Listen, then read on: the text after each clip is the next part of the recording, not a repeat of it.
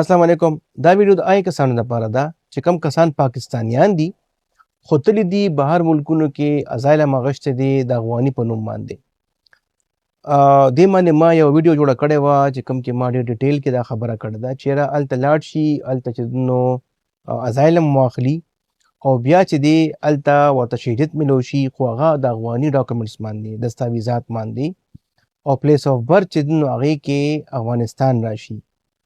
بیا افغان پاسپورټ هم ورسره وي، تذکره هم ورسره وي، هلته چې دی نو پلیس آف برث هم چې دی نو افغانستان راغلی وي. دوی داسې کار وکړي چې دوی دلته ویزه ولګوي په خپل پاسپورټ باندې یا افغاني پاسپورټ باندې، نو کارډونه چې دی نو دلته بلاک شوي وو. دا په لکونو تعداد کې چې دی نو کارډونه بلاک شو.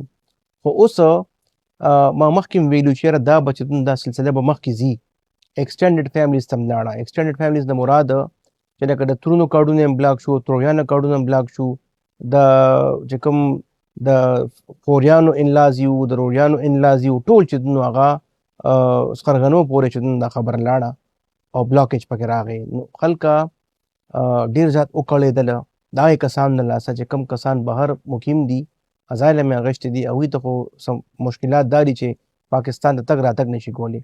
خو دلته چې کوم فیملی اوسیږي هغه فیملی ته مشکلات دي، هغه ټولو فیملی چې دی نو کارډونه بلاک شوي دي، بینک اکاونټس بلاک شو، د هغوی ژوند چې دی نو بیخي سټاپ شو.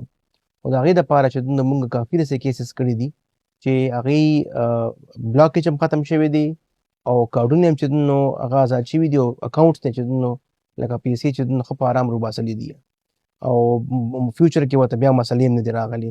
دا تقریبا د یو کال یو نیم کال نه چې دی نو دا مسلې روانې دي او اوس چې دی نو دا ډېره زیاته شوې چې ما له فرض که 100 کیسونه راځي نو 100 کې چې دی نو 90% چې دی نو هغه ټول همدغه انبلاکینګ والا کیسې دي او ازایلم اخیستي دي خلکو او هغه رور د لاسه هغه فیملی ممبر د لاسه ټول فیملی سفر کوي. نو تاسو چې دی نو دې صدې کې بیا هائی کورټ سره چې دی نو رجوع کولی شئ او هائی کورټ چې دی نو تاسو ته ریلیف سره کوي. مهرباني.